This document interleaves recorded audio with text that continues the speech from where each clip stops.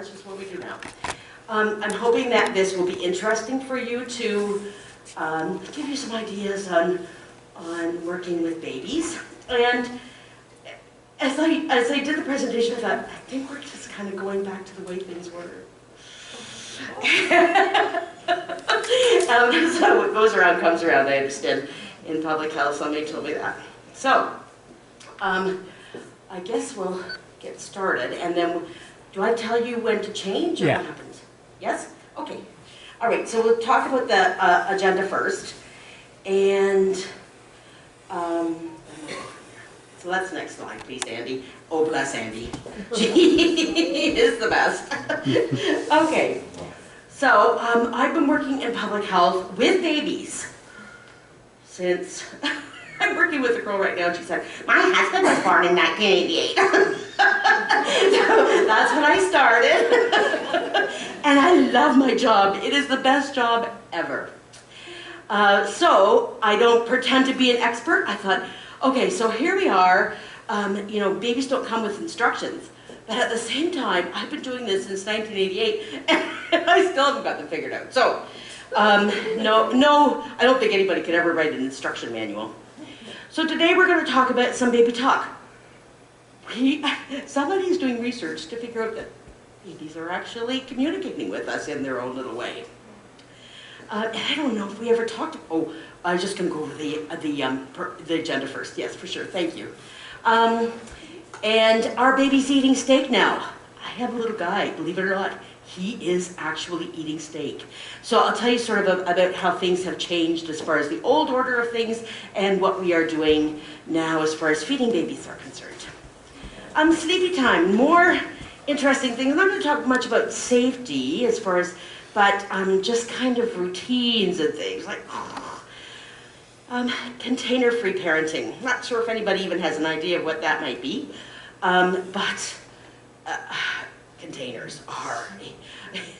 So we go into homes with at-risk parents. So that might be anyone who I have a couple, she is a professional, she works in the healthcare field, he works at Bruce Power, but they're having some issues with their little gal, so we go in there. So and then we go into a young single mom who's on OW and very much struggling and doesn't have any transportation and that sort of thing. So every spectrum in between. So we definitely do see all kinds of different cool things for babies, and people buy them. It's wonderful. Then I reached out to, it's like, yeah. I reached out to the rest of the health unit, to some of the other departments in the health unit, and to see if there's any updates that I could give you from their end of things. And the dental program, I did put that in, but we're not going to talk about that because Melissa says the dental coverage is, because they certainly wanted us to talk about some of the dental things that are happening with respect to paying and that sort of thing, but that's kind of covered. The vaccine program, they always have something to say. Now they're really the group, so we're going to talk about that just briefly. And the inspectors, they wanted me to talk about food safety. Food safety. So I haven't really included it, except for water. For preparation of formula. We are seeing some very different things happening there too, so I do have a handout for you if you're interested. I do have some handouts. I also have my card if you're interested in anything, and I'll talk about the Healthy Babies program. We'll get a little advertisement for us in the end there as well. Not that we need any more business, but absolutely, if you had foster children and foster babies and you were concerned about anything, you would absolutely qualify to be involved in the Healthy Babies program for sure. Okay, thank you, Andy. Next thing, all right. So this morning I had done this presentation, got done last week. Oh, it's done, it's great. Except I didn't look at it until this morning. So I was like, oh, this could have been on different, some of my slides didn't really match up with some of the things that I was going to say. So I'm going to try to stay on some sort of schedule. So at the beginning, we are actually understanding now that from the beginning, babies are actually trying to tell us things. And I don't know, that was kind of a revelation for me. It's like, wow, really? And they actually are, which is kind of interesting. We're going to see a little bit about that. And all that we need to do is to understand what they're saying and to respond to them in a positive way. Oh, that's so simple, no problem. So from their little special things. So I'll go to the next slide, Andy, please.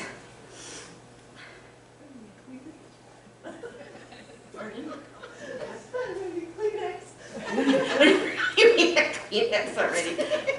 Okay, is that good or bad? I don't know.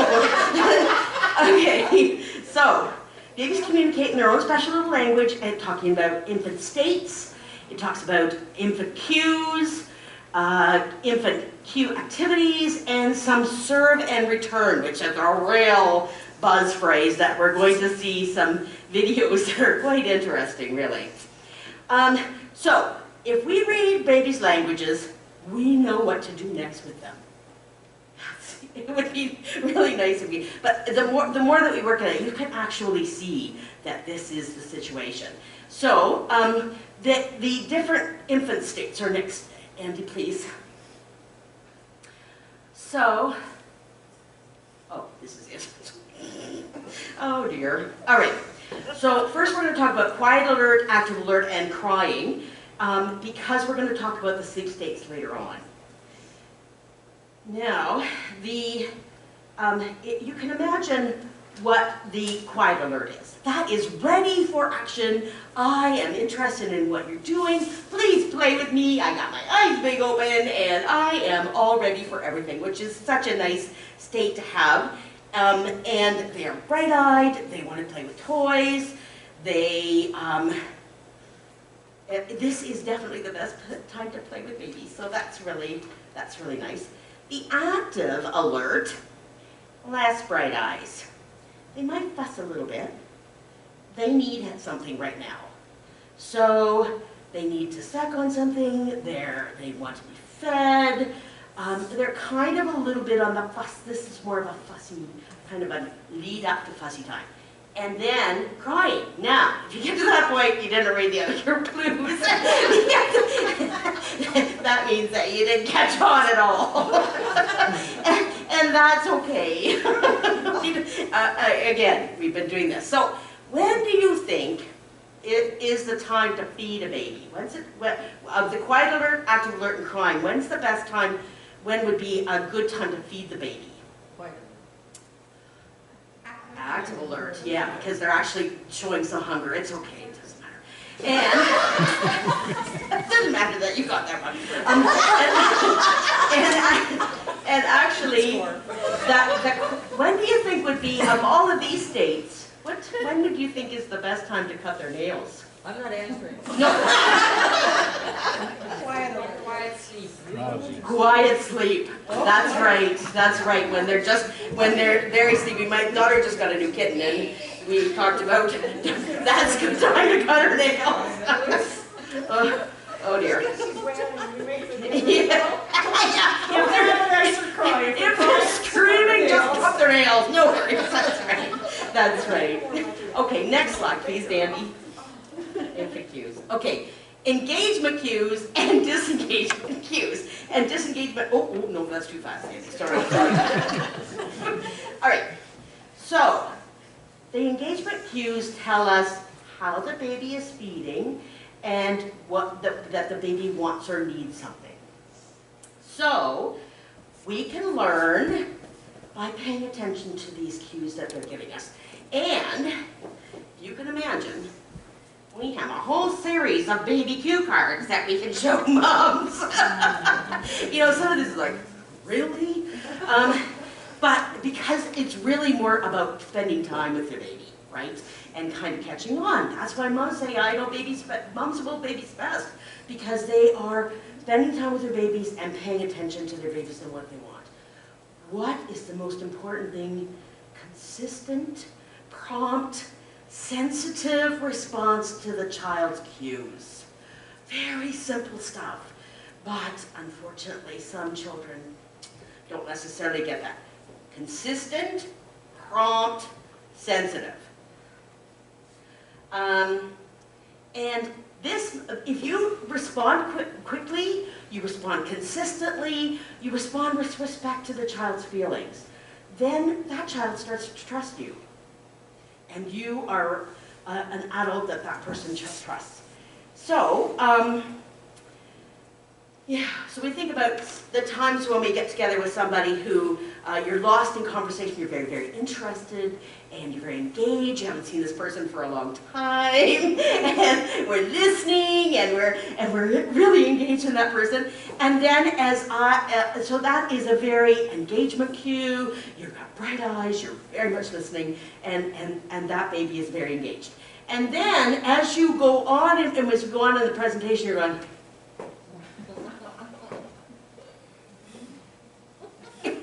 what, is there any more food left? Then that would be a disengagement cue. And that's what babies do, that they're sort of very, they start to get, you can tell that they start to get a little bit they actually get bored. And they arch their back, and they look away, they sneeze, they hiccup. Those are subtle disengagement cues, and more potent ones are the looking away and arching their backs and trying to get away from you even though they can't walk. So, and disengagement cues, if they're subtle, they're sort of saying, I just kind of need a break. So you have to figure out whether it's a break they need or whether they're absolutely done. That's a potent disengagement cue that I'm absolutely done with this. I have had too much and you need to leave me alone now. We are actually doing screenings with parents, and they're called NCAST. I don't know what that stands for, I do, but it's like blah, blah, blah. Anyway, we are watching parents interact with their babies, and it's really interesting to see parents interacting with the babies and seeing the cues that the babies are giving the parents and what those parents are doing with those babies. Which is, you know, we hear a lot of, oh, you know, you're obviously baby there. I just ate. Well, okay, so you may have just ate, and then, but you know, today's a really hungry day. We're having a hungry day. That's no different. They're just little adults. We think they're some special thing, but they're just little adults that are really telling us the same. They just can't speak. So they're telling us, oh, I'm hungry again. I can be hungry again. It's okay. I ate this 3 years. I ate 2 hours ago, and it's now 3 hours. Or it's now, I ate 2 hours ago, and you don't feed until 3 hours. 3 hours you feed. And so, but I'm hungry now. Feed. When in doubt, feed first. That's one of my big rules I teach moms. Okay. Now, we're going to go on to this cue activities. All right, can you go to the next slide, Andy, please? Okay, so I tried to get it as good as possible as far as pictures off the internet. So green means I'm ready. I'm ready to play. I'm ready to engage with you.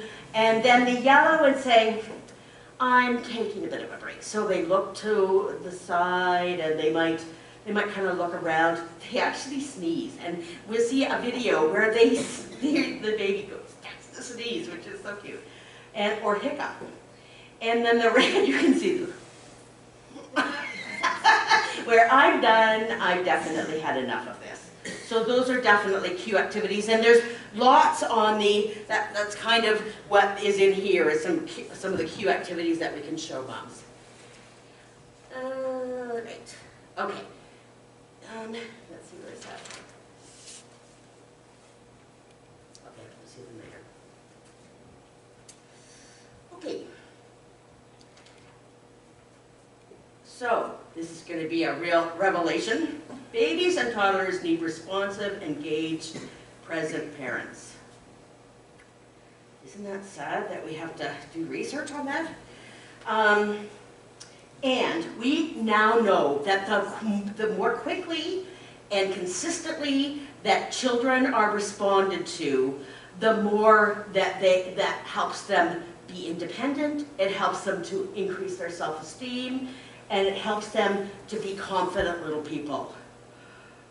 All we have to do is pay attention and be present.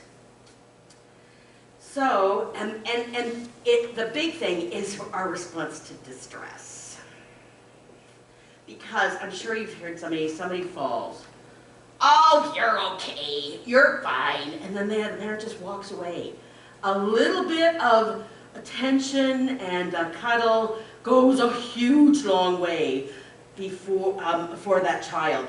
Little bits get big results.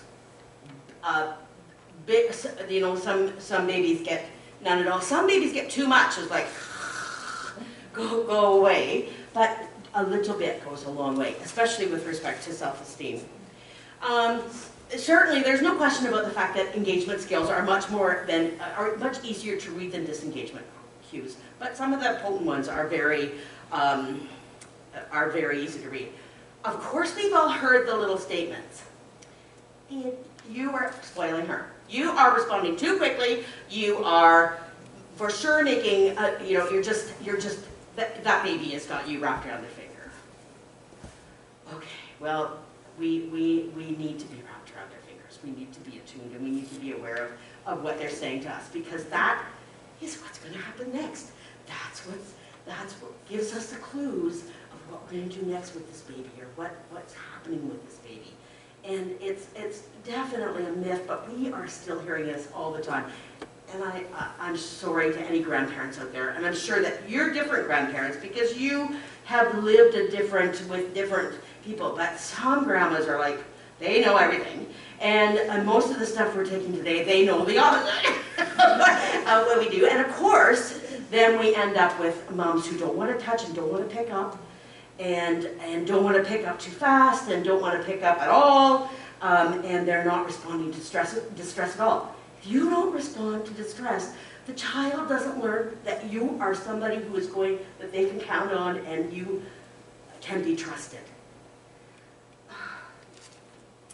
Anyway, all right, so, Andy, I think we're going to go on to playing the videos. Okay. This might be a bit of a...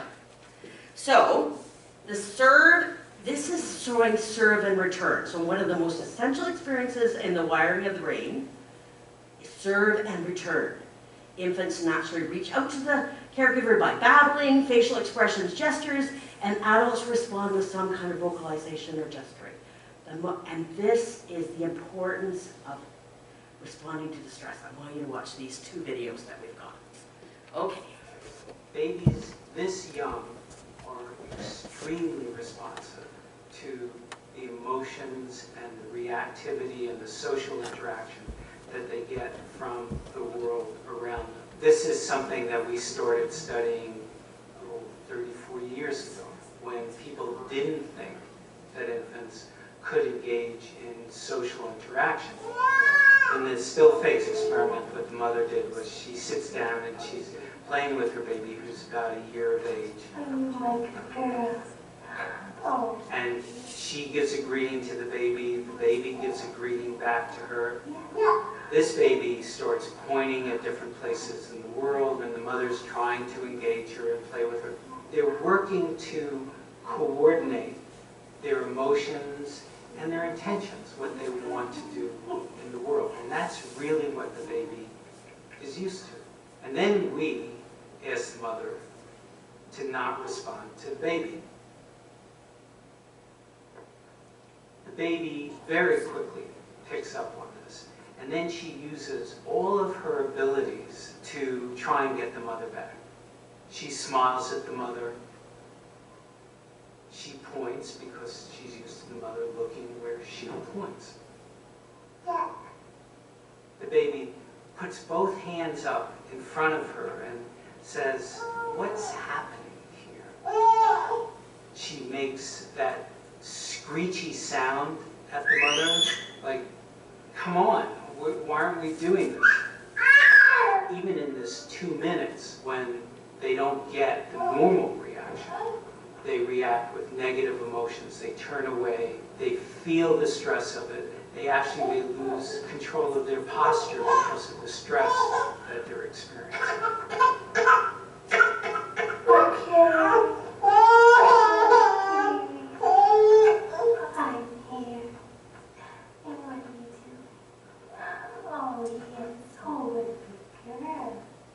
It's a little like the good, the bad, and the ugly.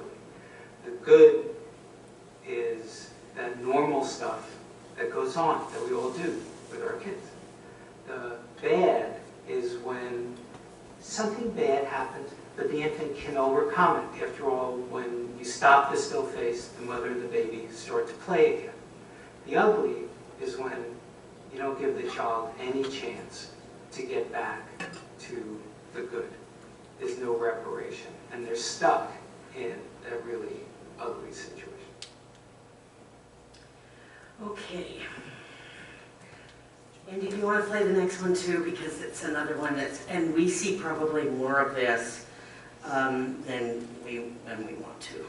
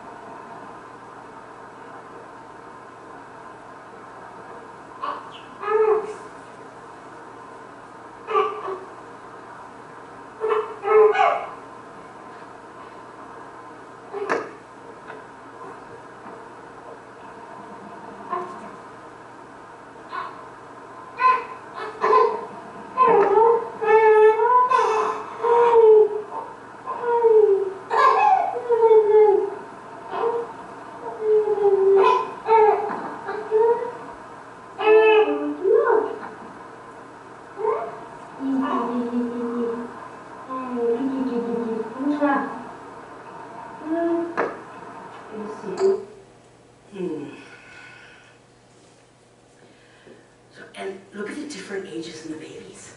That one is really tiny. You see it sneeze? And so the serve and return is believed to be one of the biggest ways that the brain is, the wiring in the brain is helped. The other thing that is really interesting, so that's kind of serve and return, and then we also, so confidence, self-esteem, all of those things being involved in the response from the parent. The other thing that we're learning more and more about is when babies are subjected to violence in the home. So it might be screaming violence, it might be some sounds of hitting violence, and some of those, are pretty, where they actually fear or they're heightened by the presence of somebody in the home. So it might be one of the parents, and that person, when they hear their voice, they know there's going to be trouble. That heightens it. And if they continuously live in that heightened state of fear or anxiety, is that person going to come back? Is that person going to hit me? Is that person going to hit mommy? Is that going to, what is that? And that again, so those two things, serve and return, and also the response to the environment, are two things that we know will affect the baby's self-esteem, their confidence, and also their development. So the violence and that sort of scenario where it's actually changing, they can show that it's actually changing the wiring in the brain. And they actually see that on different fancy things that they can use. Yeah, so I mean, some of those things are very sobering to think about, that this is, babies are actually communicating with us, and yet parents, we see that phone thing all the time, or somebody on the computer. So one time I was in a mom's home, and the baby's now crawling around, nicely crawling around, and she said, One night I just looked up and there he was from my computer, and there he was just looking at me. Really? Maybe that's, we need to interact with the computer. And the social media and the phones and the computers are a big problem. Okay, so that is a little bit about cues, that's a little bit about the serve and return, response to distress. I don't know if anybody's learned something that's not that's really pretty straightforward stuff. Respond quickly, consistently, and promptly. Yeah. Okay, any questions so far?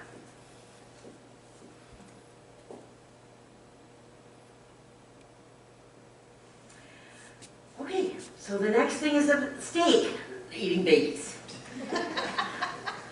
Okay, so we'll go to the first slide first, Andy. All right, so when I did my 2013 presentation, we talked about the fact that we order things. First, we give cereal, usually about 6 months. At that point, we were giving cereal for the whole month, see how things were going. Then we gave vegetables. Then we gave fruit, because of course if we fruits before we got vegetables, we never touch a vegetable in our lives. And then we ate meat at the end. No, not anymore.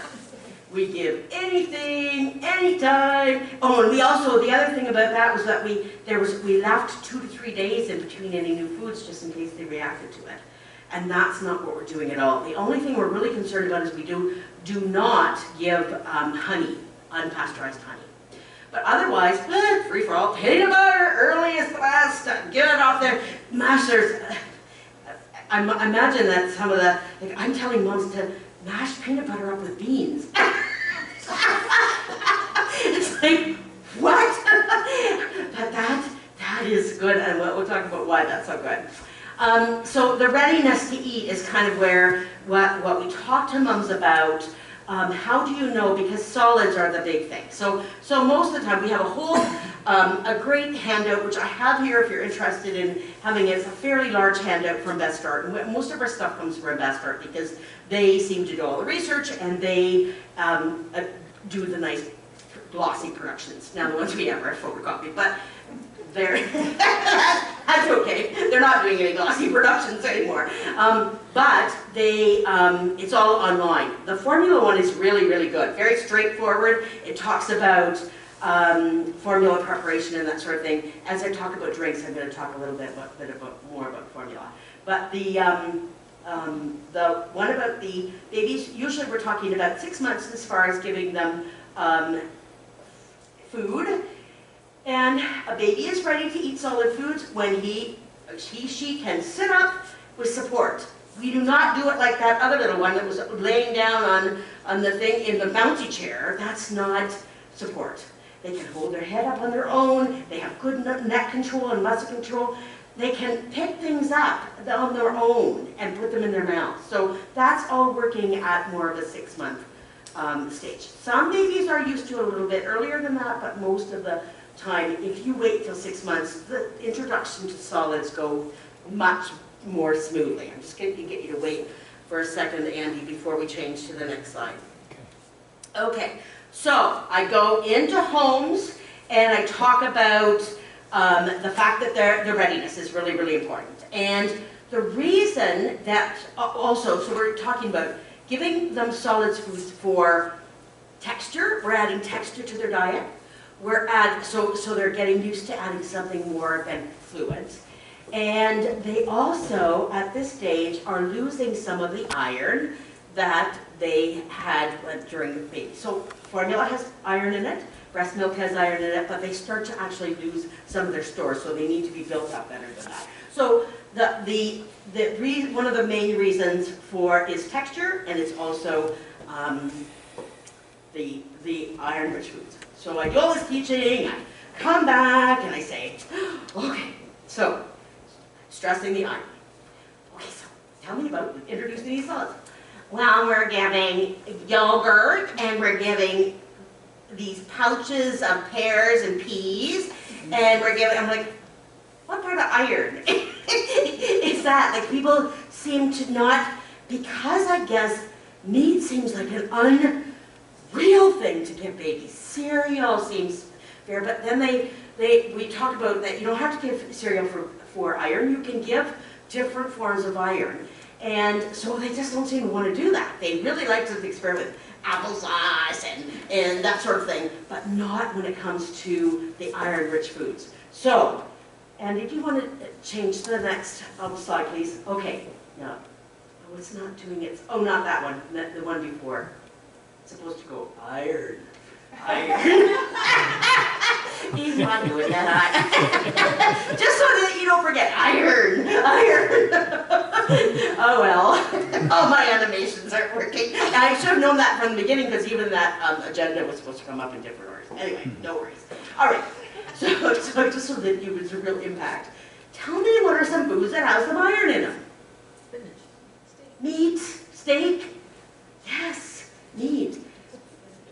Spinach does have some iron. Yes, that's right. That's probably a really good vegetable. But when you ask about what they're giving spinach, is not something they're giving them. So any kind of beef, pork, lamb, fish, poultry, tofu for those who don't eat meat, beans and lentils, eggs. And then baby cereals are sort of, because the baby cereals are fortified with iron. Something's happened to them a little bit lately, because we're getting an awful lot of babies who are eating some iron formula or foods and they're getting very constipated. I don't know if it's what's happening there. That seems to be a thing right now, and I don't know if they've changed the iron thing or the composition or whether it's real versus not real iron. I don't know what the deal is. Anyway. However, I mean, vitamin C, a balanced diet is really important in that vitamin C helps the absorption of iron. So vitamin C is still important, but not as important as starting with the iron foods. Therefore, the peanut butter, the proteins, like the eggs, and the beans and the lentils and that sort of thing getting mushed up. That is very important and should be their first foods. Can you go to the next slide? Because we're talking about, the Health Babies program, because of the pandemic, we ended up with a little bit of extra money.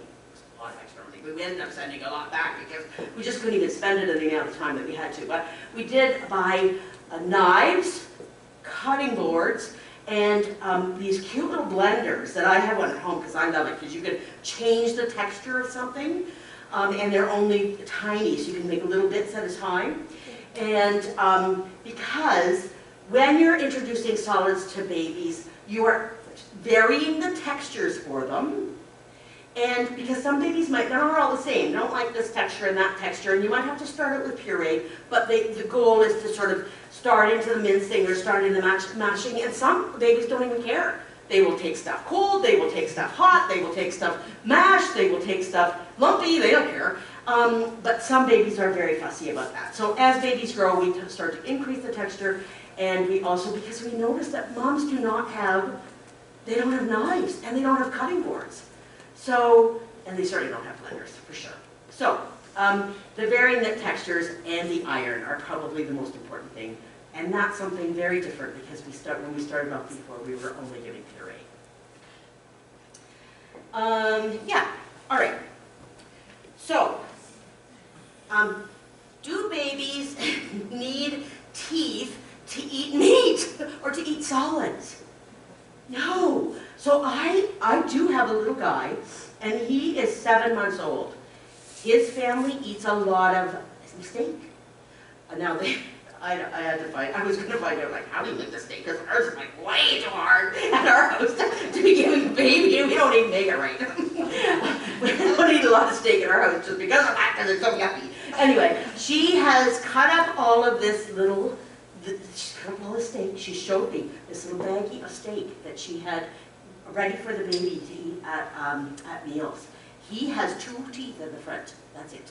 And he is eating this steak. So babies do eat steak. Very much, what is the family eating? Because that is what you should get your child to be starting to eat. not some fancy food that you have to make. And part of the issue of that is like, we're not running a smorgasbord here, right? So, and through life, children have to realize that they have to, I'm sure everybody has, well, this is what mom made for supper, and this is what we're having, right? We're not having this food, oh, do you want this and that and this and that. So they have to get used to eating, and the sooner that they can get used to eating what the family is, the better. And of course, texture and temperature are two things that you kind of have to play with as far as the babies are concerned. Okay, next thing, I think. Okay, drinking smart. That sounds like something that the AA does. Oh no, what happened here? Oh dear, see, this is where we get a little bit, oh, that's a different one. Okay, family meal times. Surprise, surprise, this is a good idea. Like, okay, so in 1 hour, this is the ultimate parenting hack. You are improving your child's academic performance. This research has been done with those, I mean, this was part of our life. We all ate together. You increase their self-esteem, you increase their nutritional intake instead of eating it for the day. You decrease the amount of substance abuse, depression, teen pregnancy, and obesity for these children, and you're also improving their communication skills. So in 1 hour, you can do all those really cool parenting hacks. And it's something that's a very simple thing to do. And we're talking about the baby sitting there with you as well. So when the babies are, it doesn't matter how old they are, let them sit in their little chair or hold them and talk about what happened in everybody's day. And the benefits of that is widely known. So we often talk because parents, we go into homes and the parents they have a kitchen table. It is so piled with stuff, they're not eating at the kitchen table. They're all eating in front of the TV. So, how many of you talk about things as a group around the TV? No. And making sure that screens go away. That's the thing, right? They're not everybody's playing on their phones while they are. So, anyway, that is a really easy parenting hack to share with everyone you know who's parenting children. Eat as a family, oh boy. Okay, next, Andy, please. This is where we get the smart drinking. Okay, no sippy cups. I know that's going to be weird, but not a bunch of bottles. Getting the babies to, because it is known that if you give a sippy cup, they will drink more juice and they will drink more milk, and their diet is not going to be as good. They tend not to eat meals and snacks then because they're drinking all day. And of course, we got the dental people who are really big on this group. No juice. I would say, no, I say to my parents, no juice ever. Because to me, you do not need to be drinking something sweet all the time. That's just teaching. To give a child the gift of drinking plain water is a true gift. And many do not. So, even before the teeth come in, bathing them in sugar is bad news and causing that. Teeth decay, of course. So, no juice ever. And homo milk. Homo milk. Like moms are like, oh, because now that they have no-name brand formulas, there's not a lot of difference. In fact, the homo milk is actually more expensive than the no-name brand formulas. So that's not such a bad thing because the parents will just continue on giving the formulas, which is okay. But there's still, the homo milk is much higher in what? That is very important, and why? Does anybody know why? Fat, that's right. So it doesn't matter how big the baby is, like, oh, my baby's big. The doctor said to give it skim milk. No, the doctors, no, we need fat for our brain development. Yes, and so it is fat, and it is fat for the brain development, for whole milk. And the formula doesn't necessarily have that fat. Anything like almond milk, goat milk, some of those specialty milks have no fat. So they shouldn't be given to a child until they're 2. So that is, of course, right now, who knows what's happening with the formula in the... And of course, right now, I've got a whole bunch of babies who need specialty formulas. Like normally we don't have any, and right now they're coming home and being sent home from the hospital on specialty formulas that are literally not available. One mom phoned around to every store in Gregory. She couldn't even find Alimentum, which is a Abbott Lab product. That is, Abbott Labs was the real problem one. And so she got a Nutrimogen, which is an Enfamil brand. I forget who makes that. No, anyway. They're basically the same product, except for the fact that Abbott makes Alimentum.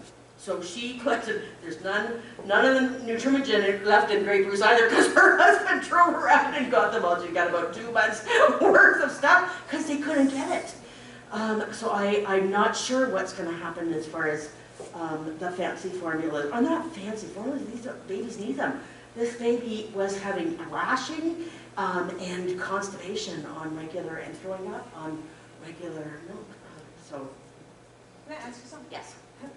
Have you come across parents who are vegan and won't give their kids cow milk? Cow's milk. And yes, we do, and that's why I'm saying that the almond milk and and the soy milk, like they will give soya, right? Which is okay. I mean, soya, we used to have a bad rap as well because there was thoughts that it had estrogen in it, or like the estrogen in it, that there's an estrogen element to soya, and that affected reproduction later on. So that soya products kind of got a little bit of a bad rap there for a while, but we are seeing a little bit more of it coming up. So soya would be okay, right?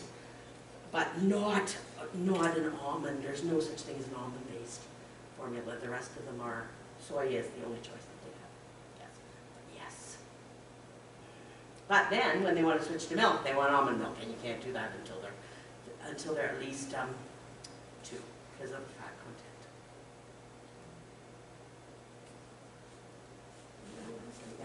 How about like raw milk? Sorry. Oh, good thing the inspectors aren't here. Of course, they are so against the raw milk.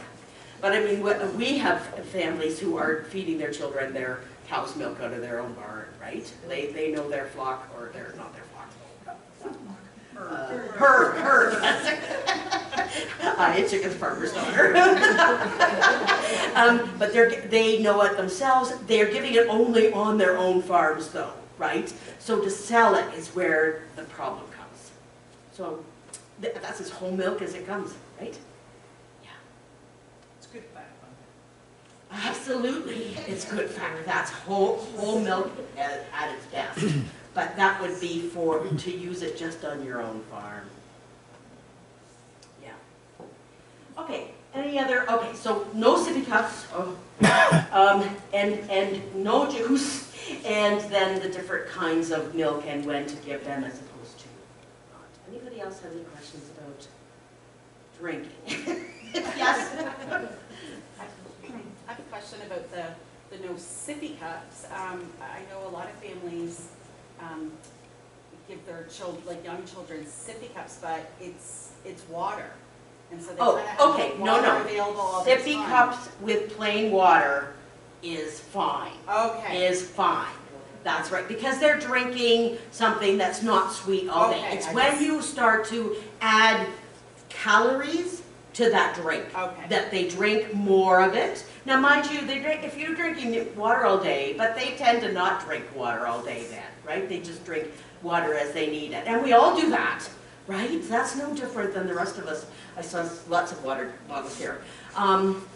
That is a totally different thing but it's the calories, when you add the calories, that they don't want the sippy cups to be used, because that will tend to decrease the nutrition that the children have eaten, snacks and meals, right? But plain water, yes. So our dietitian, our nutrition department says juice, they will allow some juice. They're not quite as bad as me. I always go, no juice out, never give juice to a baby. But they say half a cup of juice a day only, half a cup, that's not very much. And only when they can drink it on their own from a cup. So no sippy cup.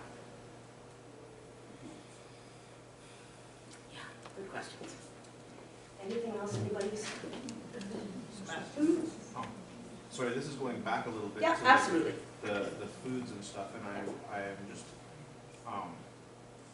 I'm wondering if there's, well, it seems like in the last few years, there's a lot more like allergies and food sensitivities and like gluten and lactose and all sorts of other things. And does, like, do you think there's any correlation between like introducing a wide variety of foods to a baby and maybe like That's felt to be the thing. okay, Because in 2013, we were saying that you should gradually introduce and wait for eggs, wait for peanut butter, wait for this. Is that why we're seeing all of this stuff with the children at the age that they're starting to show all these allergies? So it's believed that the earlier that they get foods, that any kind of food, the better, and less likely to be allergic to it, yes, to show allergies. That's the reason for an early introduction, just give anything to anybody, anytime. I don't know, right? Because you're right, there's so many children, and yeah, when you're talking about the fact that, oh, we're vegan, or they're allergic to milk, that is where, oh dear, like the number of babies, and that's where we're getting these specialty formulas. Yeah, I got a call. I ordered my son. He's on a feeding tube, Yes. and he's on Neocate Splash, which Oh, is Neocate. he's got the milk protein allergy, Yes, yes. and so he can't have milk or dairy whatsoever. And I ordered his formula, and they called me back a day later and said, "We have an any," and I said, "What?" They said the factory hasn't any, and I said, "So you're telling me I can't feed my child?" I'm like, we'll do our best to call the doctor and see if there's a substitute that we can find for him. Thank goodness there was something, it was Neocate Junior, it was a powder, and I had to mix it, but I thought, hey, it's food, I'll take it. Better than nothing. And then she called me back like a day or two later, and I'm still panicking, right? And she said, I don't know what happened, Michelle, but your full order came in.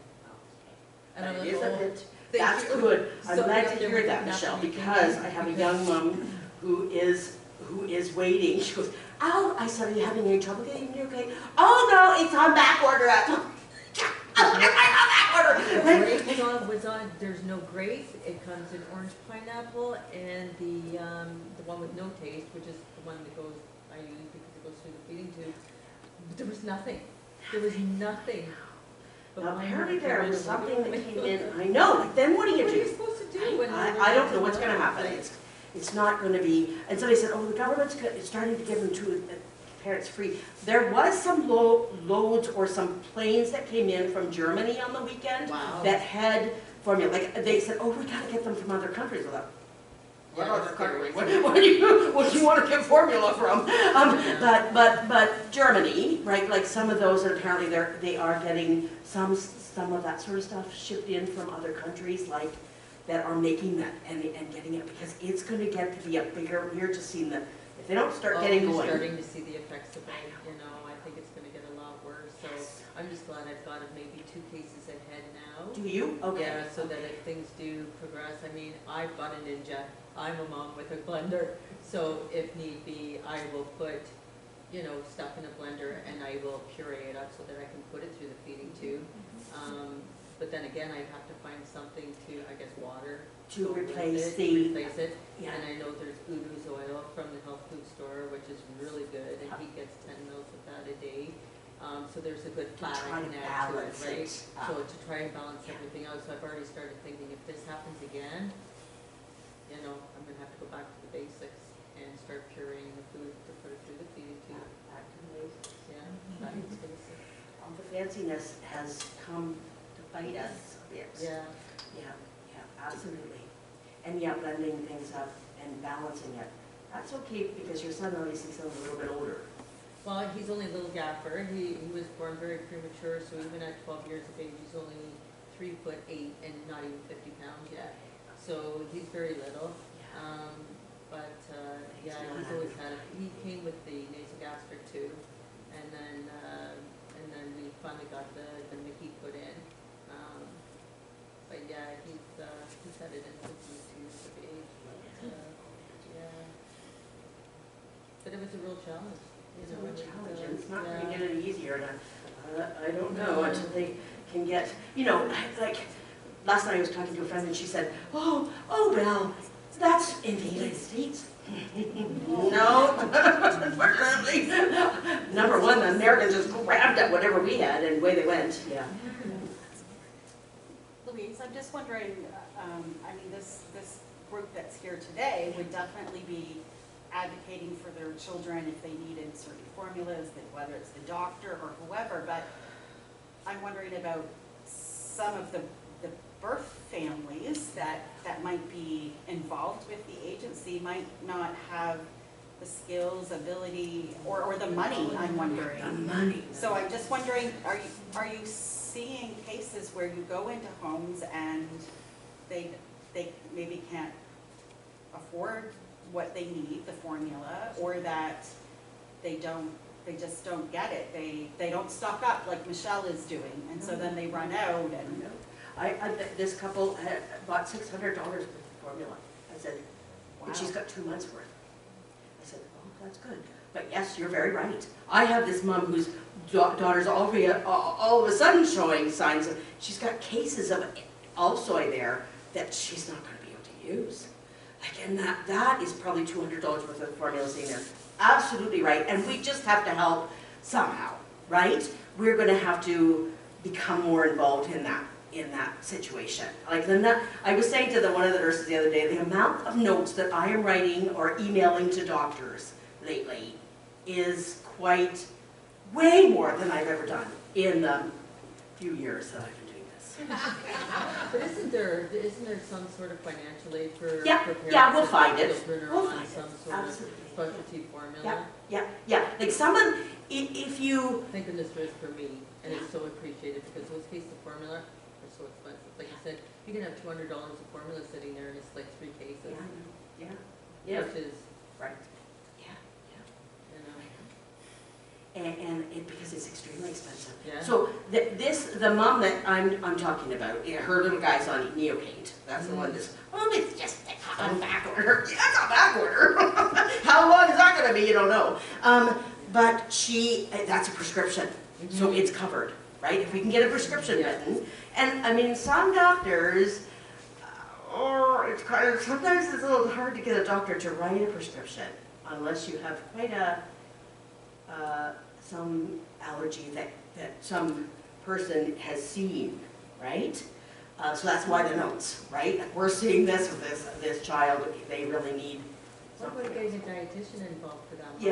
Yeah, They absolutely. can recommend it, We'll right? try, yeah, and there's a dietitian who's going to be involved in one of my families because I don't know what we're going to do, right?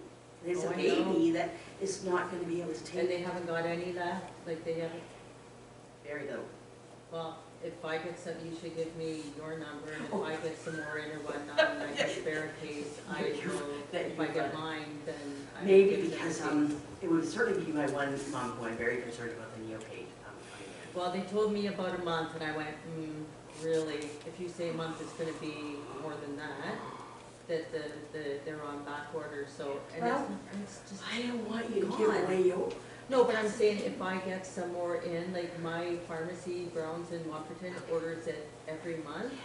So if I do get some in, Stockpile. by a miracle, somebody up there is looking out for me, and they're running out, by all means, you know, give me a shout, I'll give you my number, and I will definitely share. Very It's, lovely. no child should go hungry, absolutely not. Oh, it's gonna be scary. We get a note, we got notices when things start to rumble. And 2 weeks ago, before the long weekend, we got a rumble about this formula. Oh boy, that's pretty early. It's on the States. Not really. Anyway, okay. Good question. Anything else that we're just gonna have to be very looking and writing and making sure we get something. And we might have to get it from other countries, I guess. Hurry up and make it. Next slide, Andy, please. Andy's pulling sleepy time. Now this is going to go sleepy. Oh well, that's okay. Okay, so here we have the sleep states. because when to put a baby to sleep is another thing. Bedtime routines. Like, that's another simple thing that's really easy. A bedtime routine for these little people, and also a little bit on sleep environments. So, babies, they arouse several times during the night, and that's pretty normal. But sleeping with, it's great. Rock the baby to sleep, rock that baby, put the baby to bed. Then the baby wakes up, nobody's there to rock them. So then they expect, oh, I can't get myself back to sleep because I don't have anybody here to rock me. So then you're in trouble. It's great if you can get the baby somehow. So they're starting to talk. Next slide, Andy, and then we'll talk about the different kinds of sleep. So the quiet or the, oh dear, what's this? Where is this? Oh dear. I'm not sure. What's new? Oh, no, that was that slide. Okay, next slide, please, Andy. Okay, the sleep states. So there's drowsy, active sleep, and quiet sleep, or deep sleep. So it's believed that if we put a baby in bed when they're drowsy, so they're kind of still awake, but they're not fully awake. So they could easily, one way or another, they go one way or another, and hopefully they'll go to sleep. This is the drunken sailor look. I don't know, I mean, you miss that little drunken sailor look when they're so content and so filled and so ready for bed, and their dull eyes and that sort of thing. So believe that if we can put them to bed when they're drowsy, then they will learn ways of getting themselves into the sleep state. Okay, next. Active sleep. So, new thing, dream feeding. Now that's something, I'm not sure if anybody, that was a long time ago we were talking about dream feeding, and now it's started coming up again. Really, I've heard of that. Yeah, but because this active sleep is when babies might dream feed. I have a little girl, she doesn't want to eat. She is one little monkey. I don't know what's wrong with her. Anyway, imagine telling me, and I say, listen, you need to eat. It's so good to eat. It's just good. I eat. I love to eat. What is your problem? You don't want to eat. But her mom finds that she eats best if she's partly sleeping. So she's dream feeding. So she watches when there's facial movements. There might be a suck or a smile, and she will actually feed her, and she'll take the most if she's in this active sleep state. And again, you're watching. There's some fancy thing that you can buy that will come catapult out over top of your crib, and you can use your phone to watch this baby and what they're doing. Okay, don't spend all night doing that. But anyway, this mom's better. She's not doing that, but I have another mother who's doing that. There's also a sleep coach in the area who is charging an awful lot of money to teach people how to, hopefully they're not here. I looked up a little bit. It was taking some fairly expensive courses, but really not, and she is fully booked in some areas. I don't have any idea who the person is. Okay, and you can't get into her, she's so busy. There are not that many games you have sleep problems. Really? Like, put them in, has a little routine, and it's fairly simple. This mom that I had, she had this. It was somebody else's. They had a sleep coach, and she had a chart of when the baby wakes up and when the baby goes to sleep and when you wake the baby. And I'm like, oh my! It was somebody else's, so she wasn't going by it. But she had said, oh, the baby, sleeping. I think she's sleeping okay. This is the one that's this catapulted camera, and she's watching this baby. Go to sleep yourself. But and that baby's just as happy as a little thing. She's just such a good sleeper. And mom's just concerned for some reason, I think, because everybody else got the sleep coach. And so she thinks she must need a sleep coach because everybody else is using it. So she is, she's using she was showing me this chart, and the dad sat in on that. I thought, something must be up here, because he's never here. He was going on and on about like, oh, the sleep coach, should we have the sleep coach? I tell her, just let her go to sleep. And she started out by saying she's doing really well so far, I think, Louise. You told me that she should sit with us as a family, and then we have our bath, and then we read a book, and then we have a bottle, and then I put her to bed, and then I said, what's the camera? Okay, that's where we're, like, I paid $400 for this camera. Oh boy. Okay. You would realize that things get much more expensive as I get older. Anyway, okay, so next slide, Andy. This is the deep sleep. This is where they are, this is just so lovely to watch. And also, they will giggle. Have you seen? They're watching little lambs playing in the fields, and they're so happy. That the deep sleep will increase in volume, and the less sleeping, or the more quiet sleep, will decrease as they get older. So this starts, that's why babies tend to sleep. About 3 to 6 months they start to sleep through the night, but that doesn't necessarily mean they sleep from 12 to 12 or whatever is expected. But they sleep for longer. They get into deep sleep for longer as they get older, which is what we want, for sure. Okay, now this is where it does tend to get a little bit mixed up, Andy. So, what do we got next? Okay.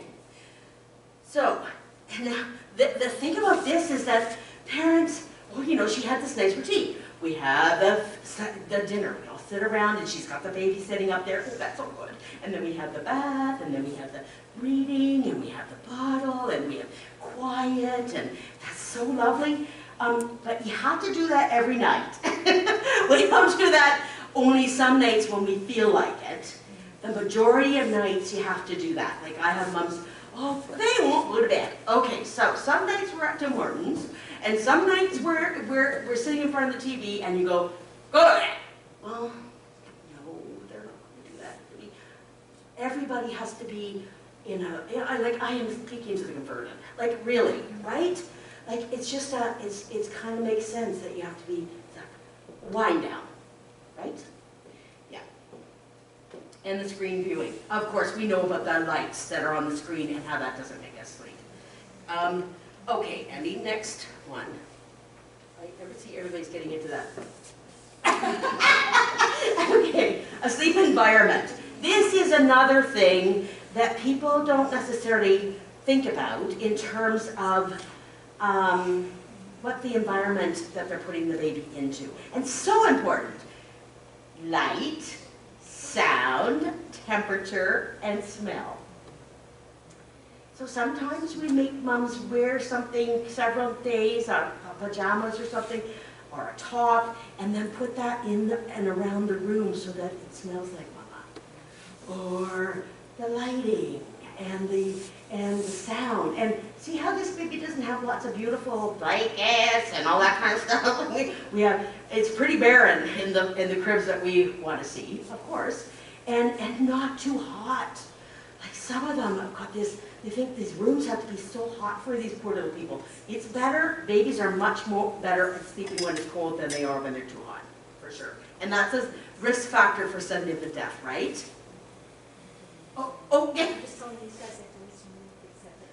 Oh, well, we're almost done, really. Yeah, so you're not going to miss a whole bunch. Okay. Yeah, so these are really important things for the baby's room, for sure. The lights will actually wake them up. The new information on sudden infant death is really interesting, where they are finding an amino acid that is deficient in some of the babies.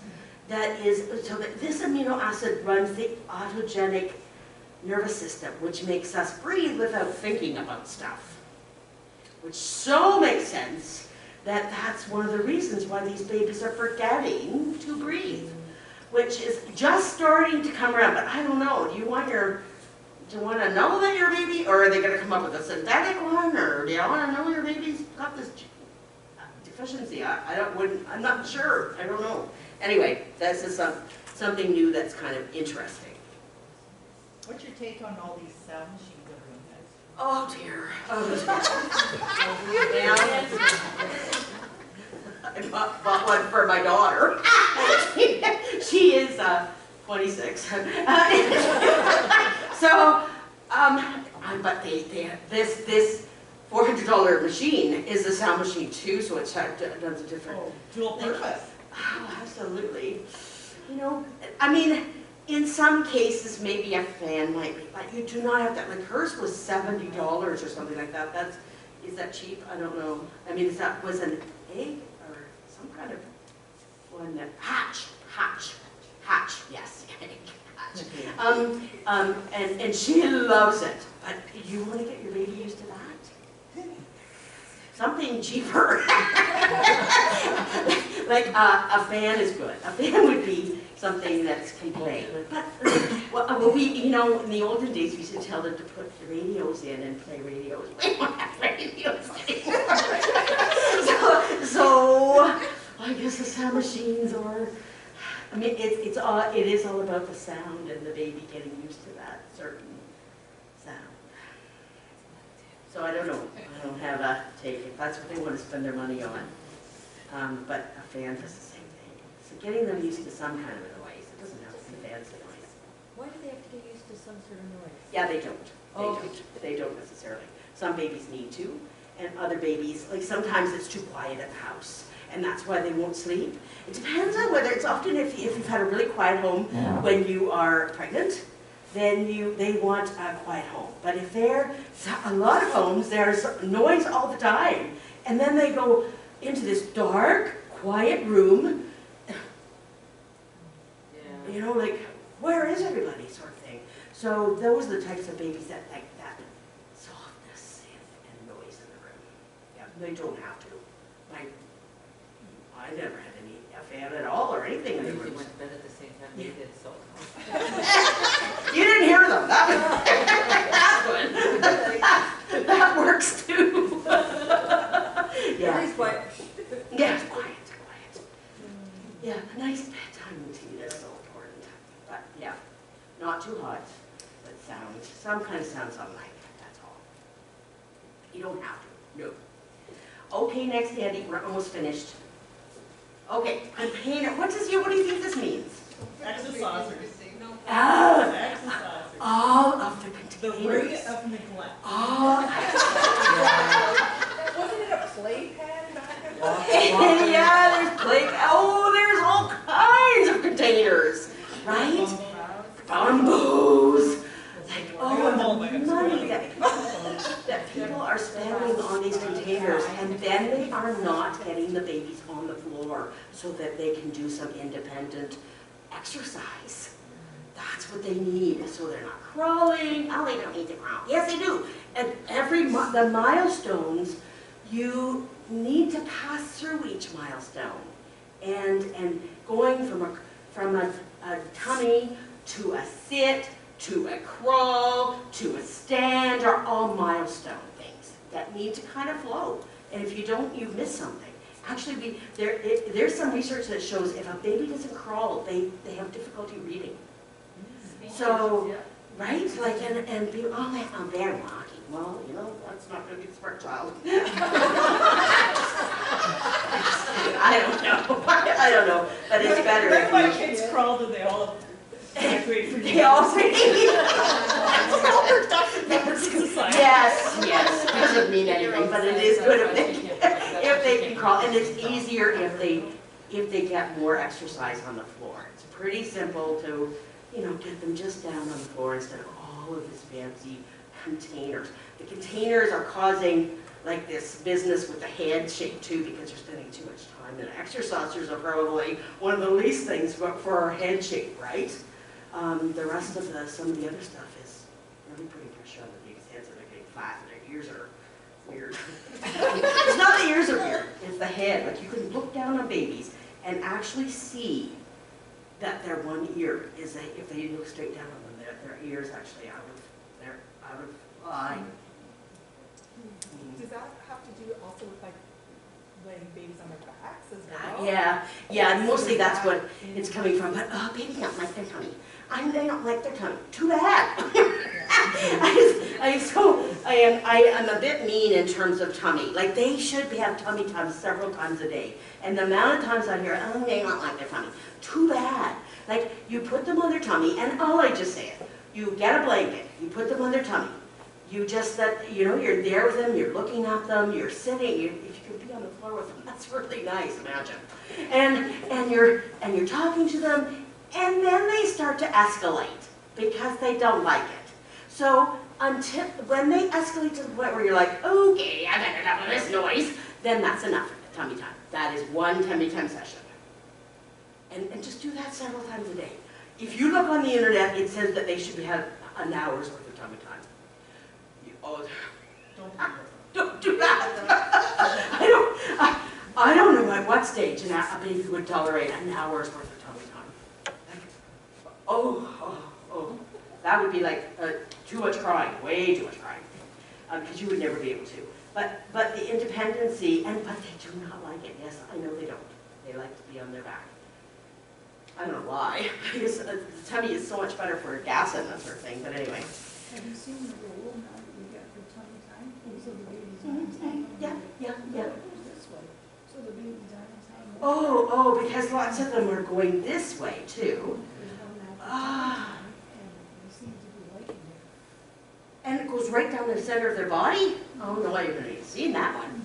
Oh boy, okay. Well, I mean, we would put them on a nursing pillow or something like that, that they'd kind of be hanging over as well, right? Yeah, and pull the baby, their legs up and that sort of thing. It's just amazing. I think it's so amazing to watch them on their tummies. It's amazing to see what they can do when they're just so little. So cool.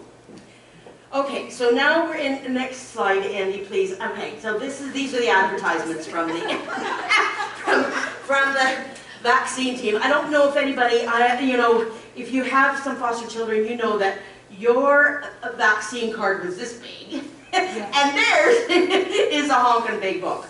The only thing that I have to say about this is, sorry, I had something to say, but they have lots to say. Okay, the next slide, please, Andy, because that's the one that, yes. So they sent this poster. Great. Okay, and this is through the lifespan. How many of you have Adacel? Has anybody had a recent pertussis vaccine? Okay, no, because probably the last one that you might have had was when you were 18 months. I don't even know if they do that at 18 months. I'm sorry, maybe 6 months.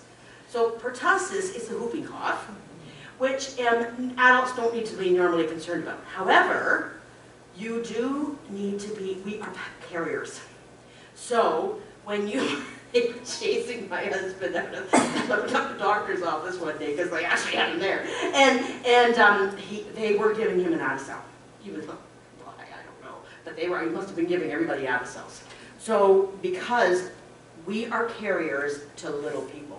So anybody who, so all of the health unit, all of the Healthy Babies nurses have been done. I'm not even sure, I thought that the workers at Children's Aid were getting done as well. Because anybody who has anything to do with children should have Adacels. Yeah, so that we're not carrying the pertussis around from child to child. Yeah. So, and all it is, Adacel is diphtheria, tetanus, and pertussis. So, the tetanus. Men tended to get lots of pertussis, nothing personal. But they're always hurting themselves, going to the hospital getting tetanus shots. So likely you've had one, if you've had anything recently. But definitely the pertussis is being added to that so that they, so that you have that protection against the pertussis. Only one shot in your life, like you only need one shot, it's not serious. So that was one thing. The other thing that they really wanted to stress that every dose should really be on time. And when you're doing fostering, you might already get a baby who's all over the place, right? And they want to make sure that you realize that if you take them to their family doctor and the family doctor is puzzled about the schedule, the health unit is very good at working out alternate schedules. So that's their advertisement. Does anyone have any questions about, of course, these ladies, well, not these ladies, we've been busy with them, doing the vaccine program. In terms of the, I don't know what else we have here. Oh, the healthy babies is the last. But I also wanted to, water for formula making. So we've had lots of moms say, oh, I buy a distilled water. Oh, no. Just buy your regular water and put it and boil it for 2 to 3 minutes, and that will be just fine, wherever your water is. Unless not softened water. So it has to be wet that's not softened. So not mineral water, and not carbonated water, and not, like honestly, this is what's in the formula handout for the best start. Not distilled water, not purified water, and baby water. They're buying baby water. You can go to the Toys R Us or Kids or Babies R Us or something and buy baby water to make your formula with. What is baby water? Oh. It is just water. Different water. Water that's been boiled for 2 to 3 minutes. And you don't even know what it could be from the Walkerton well, that you don't even know where it's from, right? Yeah. So like that's the problem with water is there's no, because when the Walkerton happened, I don't even know, some of you might not have been born when the Walkerton happened. But, not quite that bad, but Walkerton, we were working then at the health unit, and people weren't boiling bottled water. That's a very big concern, because you don't know where it's coming from. So, do boil, you have to even boil water, that's not a time saving. Boil it all up, put it in the fridge, freeze, and you're fine for the day. You don't have to keep boiling it, if that makes it easier. Anyway, there's a handout if you're interested in that. That's from my friends at the inspection department. And then the Healthy Babies program. So that is an at-risk home visiting program. We are now back in the homes. We've been back in the homes for a while. Like when I accepted this from Melissa, oh yeah, I was all caught up. Nothing better than a pandemic to get you all caught up and your caseload looks so nice. Doesn't last long. And so it's referrals are coming in nicely for sure, and that's what we want. We will, it's a blended program to some extent. Not all parents have a parent support worker, which is a lay home visitor who works with the nurse, and we do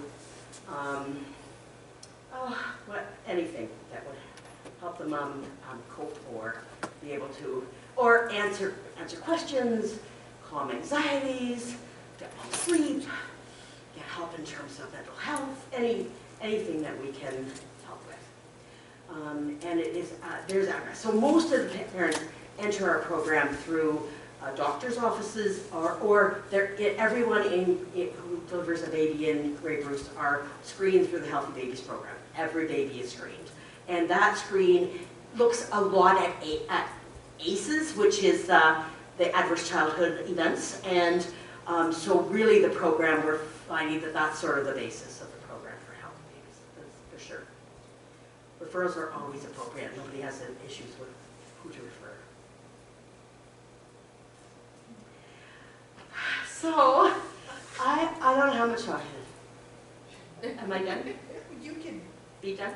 if you're I'm done, done. that's okay. If not, you can carry on. No. So no, done.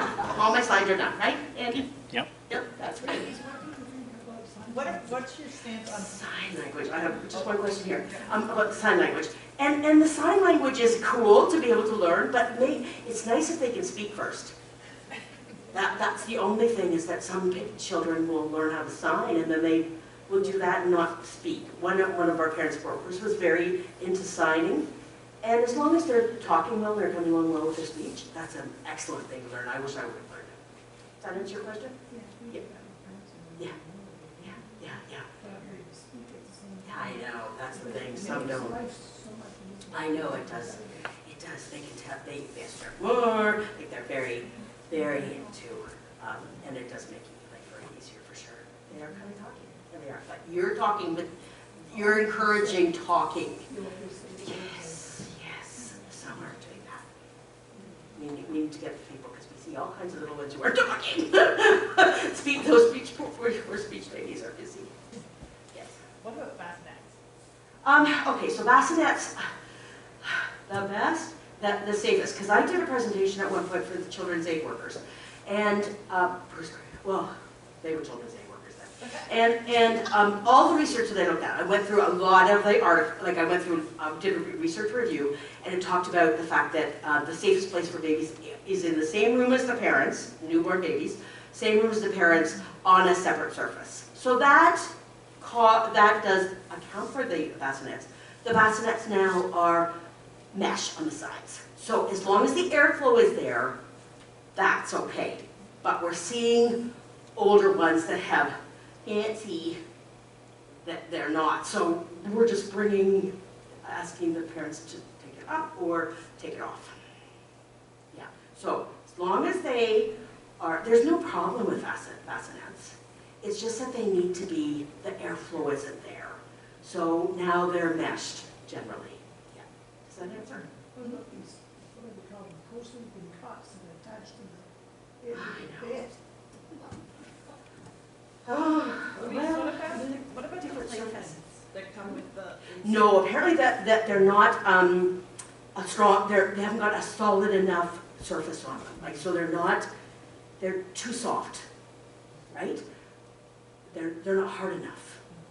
And therefore the baby's back end stuff is not nicely aligned like it should be with that. So what about when foster parents are traveling babies, like some camps, Oh, some okay. maybe go to hotels? Yeah. What do we do? Laundry basket. Or sleep them up, get them to sleep on the floor, really. Did you just say laundry basket? Yeah, laundry basket. Laundry basket, okay. Laundry I'll basket. look at that. They're nicely, Laundry basket. nicely ventilated. Yeah. And they don't need anything. Yeah, like some sort of a I'm good with that. blanket on the floor is easier to take than something, or even, there's nothing wrong with them, as long as they're on the way for somebody who's kicked nothing on them in the middle of the night. But the laundry basket would protect that. Like you know how I used to, my sister wrote to my daughter and said, it seemed like, she's 28 too, she says, it seemed like just yesterday that your mother brought you home and put you in that drawer, because we didn't have anything when she came home because I was having a terrible pregnancy. So we didn't have anything, but a drawer is not a good answer anymore because of the airflow. I didn't put her in a drawer. We slept her on a pillow down the center between of us. Much better. Yes. You know, like the things that we used to drive around with them in the front seat of the car that they weren't at all tethered in, right? Like, oh, yeah. Anyway, we have changed a lot. I guess, I think for the better. I mean, research is doing all the time, but then we're also going back. Like, we certainly ate family meals. We certainly had a big dog routine. No, we cannot come to the library. Can the library not open up for longer in the afternoon? Oh, Louise, they'll never do that. Well, now they're open all day almost. But I couldn't get them up fast enough from sleep to get them in there before supper, and then you couldn't get them up. You couldn't keep them up any longer than 7 because they were just like ready for bed and bath and everything. So, yeah. Do you see trends in swaddling? Okay, so swaddling is kind of not a thing now, except they're still doing it in the hospital. So, because there's believed to be a problem with the hips, right? The swaddling and not. Now, They do talk about it. I know. Must be from home. Yeah, like a swaddle bag, like you still see pictures being taken of babies where they're all swaddled up like that. It's not supposed to be a healthy way to sleep, but they still are doing it in the hospital. Swaddling, no, is what you're saying. Well, I mean, what is it saying in Well, this? actually it says swaddle your infant loosely so that he can flex his legs. Yeah, more and more moms are using those sleep sacks. They're not a good thing to use. They're fine.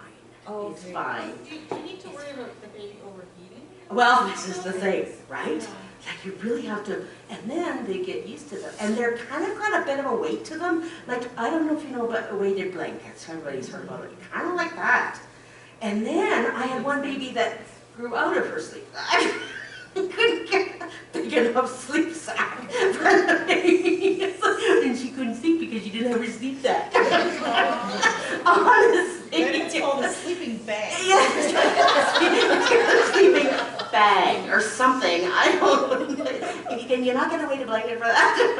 Yeah, but it's the weight and it's the size and it's getting used, and yes, you're overheating, depending on how hot your house is, absolutely.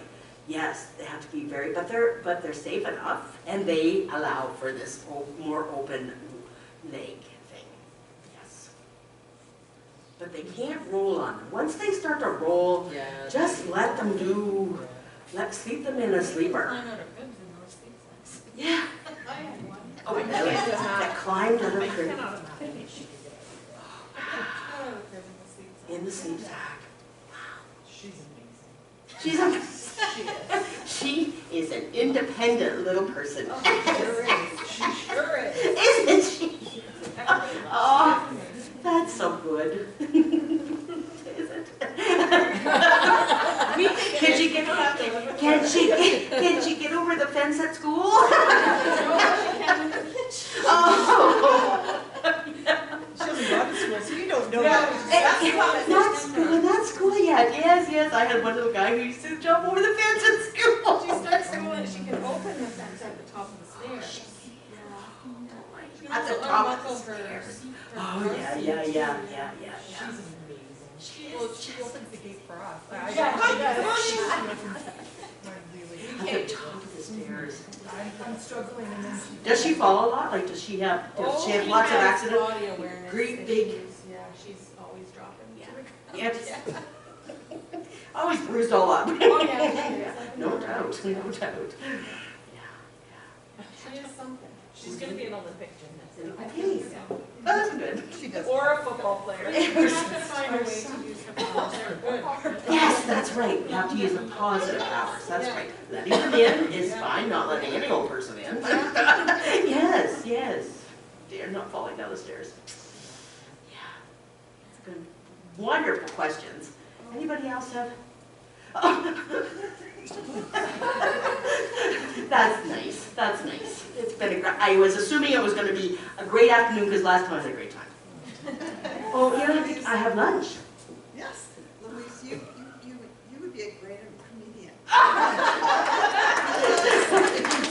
What would I say? That's great. That's Thank you great. for your insight. Of course, a pleasure, for sure. And I'm no expert. Please don't ever think that. Thank you very much. Oh, thank you. Thank you. I am certainly no expert. I don't think there is such a thing as an expert. Even the sleep coach is not an expert. You're a legend. Out of curiosity, do you know what the sleep coach is teaching or coaching or what? Yeah, she has this little, the mom had a little chart of when you put the baby to bed and when, like, it was, you had to go by this chart. Yes.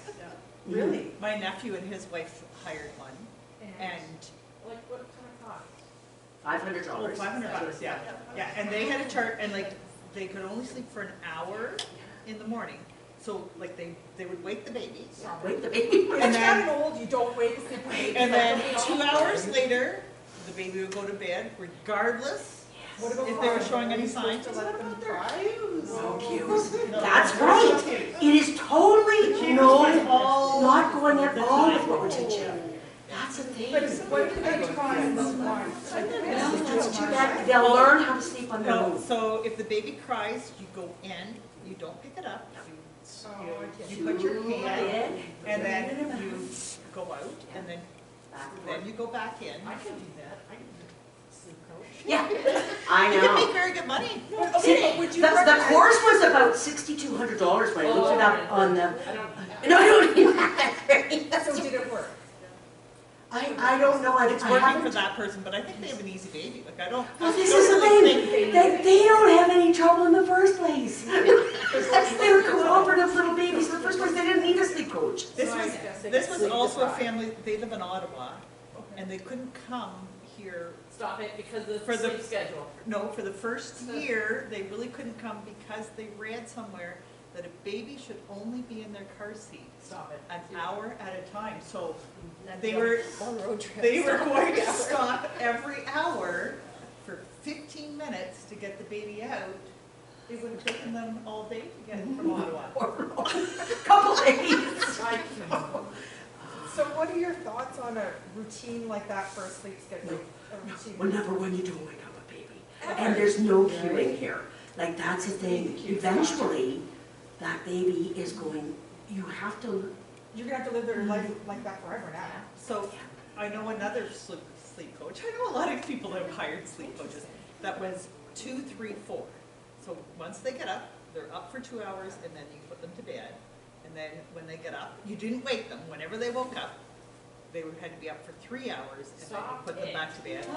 And then when they get up the next time, they were up for 4 hours and then you put them to bed. And it worked for this person. That schedule worked for her and she finally got her child to sleep through the night. okay, and I guess. But the child was like a year when. Yeah, oh, that's, maybe they need a sleep coach. Routine at that point. Yeah, not necessarily- But not the babies generally, you wouldn't know. My daughter-in-law, she hired 2 different sleep coaches for actually 3 we can't last week. One was from BC that she communicated with, same idea. And then the second one, she good, it was a 2-3. Okay, why did you have to get several though? Obviously, the first one didn't Well, work. because the first one, after a while, she wasn't sure, she told me agree with her. I didn't agree either, but then my daughter-in-law didn't agree with mine either, so. She's the grandma who thinks she knows about it. Yes. And she likes that routine and bedtime routines and, oh, man. Really. Now, the one that I had heard about, who's in this area now, was originally, I think, from BC. So maybe she decided that she had all these customers here. I'm not sure if some of it is covering, I'm not sure if insurance programs are covering this. That's what I was asking. Because they will cover. I can tell you that. Yeah, ours. I bet you some employment assistance programs will. Well, we don't know that, right? We don't know. Not The dad didn't know if this, I'm not gonna even say who's insurance. But they will cover lactation consulting. So, That makes sense. I know, but they will also cover fancy sunglasses if you, like just ones you buy at the fancy places. Well, you know, they pay $200 or $300 for as opposed to just at the dollar store. Mhm. Louise, this may be a dumb question, but is sleep coach and sleep training the same thing? Probably. Like, imagine there's something that, you know, like registered nurse or registered practical nurse or sleep coach or financial planner, or like that kind of stuff. There is maybe some kind of a registered, registered sleep coach. You could, that's what some of them are advertising them as being. Certified child and infant. Who certified them?